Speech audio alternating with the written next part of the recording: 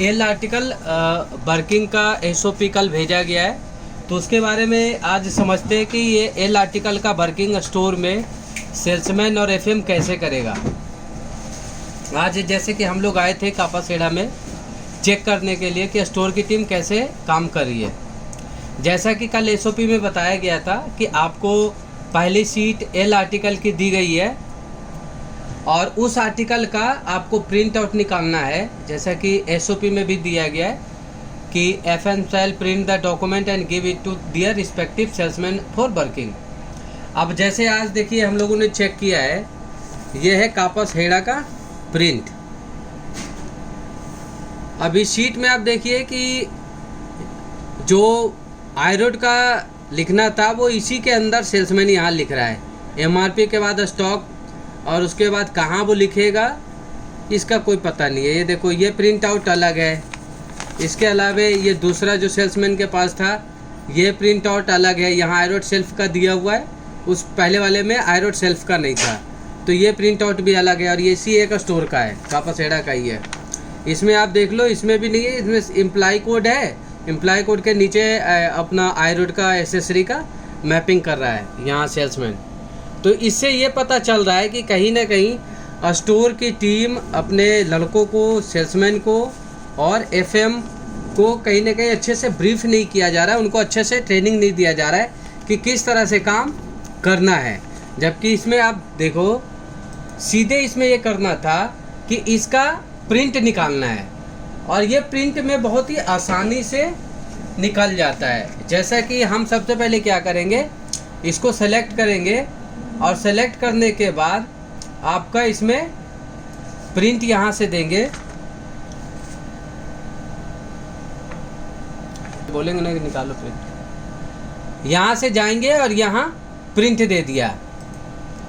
अब जैसे प्रिंट दिया तो प्रिंट देखिए अब ये आ गया एल आर्टिकल का। अब इसमें ये दोनों आप देखिए, जो सिस्टम है सेम उसका प्रिंट है। ये सारा कॉलम इसमें आया है, इसमें भी सारा कॉलम आया है। और उसके बाद 0001 stock quantity, 0002 V01, 0002 V02 quantity और उसके बाद डेंसिटी कि एक एसेसरी में उस मेजर कैटेगरी का कितना पीस डिस्प्ले हो सकता है वो यहाँ आ जाएगा। उसके बाद आपका यहाँ आर्टिकल वर्किंग डन बाई है, यहाँ स्टोर वर्किंग डेट, ये आपको जो शीट दिया गया है इस शीट में जिस दिन आपने इस आर्टिकल पे वर्किंग किया है उसका डेट और उसके बाद जिस सेल्समैन ने किया है इस पे काम उसका नाम और उसका एम्प्लॉय कोड। नाम एम्प्लॉय कोड इसलिए दिया जा रहा है जैसे कि आपको बताया गया होगा कि हर एक आर्टिकल वर्किंग पे एक पर आर्टिकल इंसेंटिव अनाउंस किया गया है, इसलिए नेम और एम्प्लॉय कोड यहाँ डाला गया है। तो जो लड़के काम कर रहे हैं उन्हीं का नाम और एम्प्लॉय कोड होना चाहिए ताकि उनको वो इंसेंटिव मिल सके।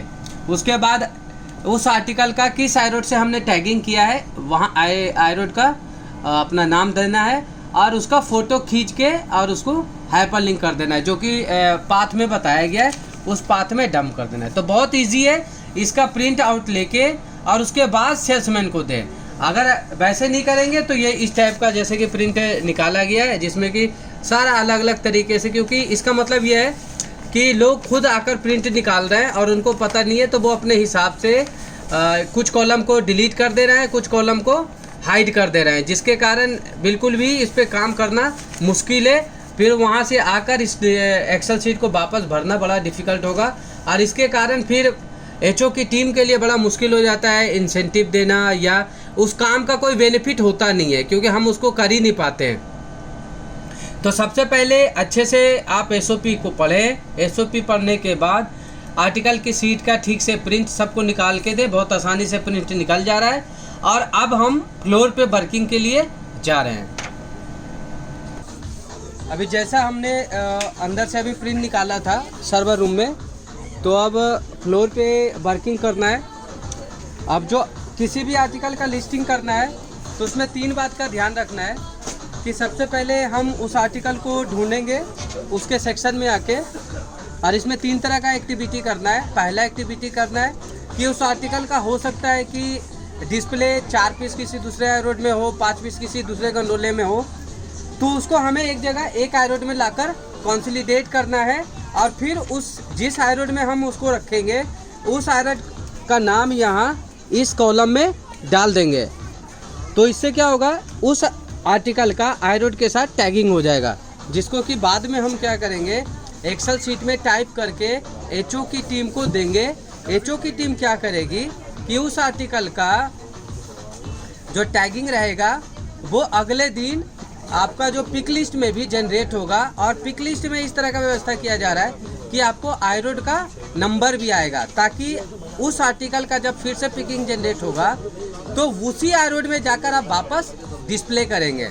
और सेम टीम और सेम अपना परचेज की टीम भी इसको फॉलो करेगी और जो बिकने वाला ये आर्टिकल है उसको परचेज करेगी, जिससे कि कंटिन्यूटी रहेगी आपके पास स्टॉक आने की। तो अभी जैसे हम इसमें एक आर्टिकल अभी देख रहे हैं,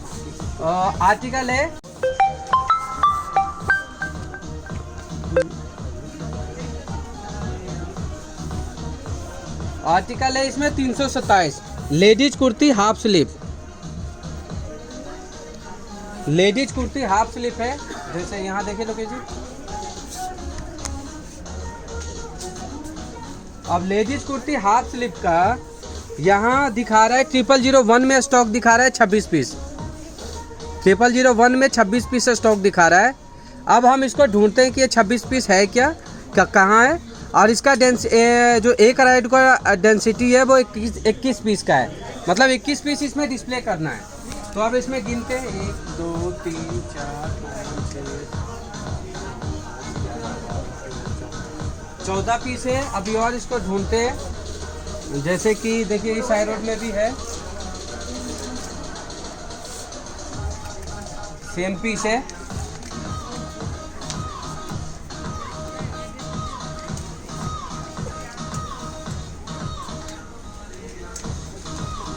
अभी भी और पीस होगा।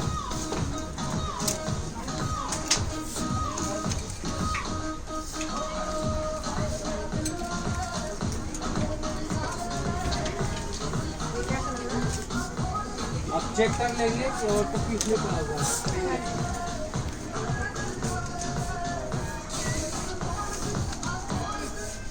अब ये सारे आर्टिकल का काउंट हो गया और ये आप यहाँ से देखो एक आयरोड का ये स्टॉक है यहाँ डिस्प्ले में।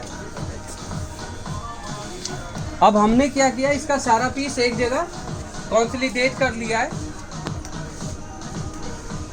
अब इसके बाद यहाँ आयरोड नंबर है, यह आयरोड नंबर है 050WG1। अब उसको यहाँ हम नोट कर लेंगे।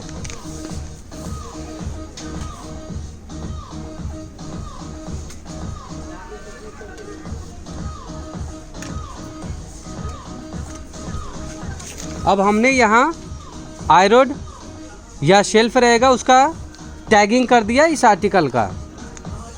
अब ये आर्टिकल हमेशा इसी आयरोड में डिस्प्ले होगा और इसका अगर पिकिंग भी जनरेट होगा तो पिकिंग होने के बाद इसको यहीं डिस्प्ले करेंगे और पिक लिस्ट में आयरोड नंबर आ जाएगा।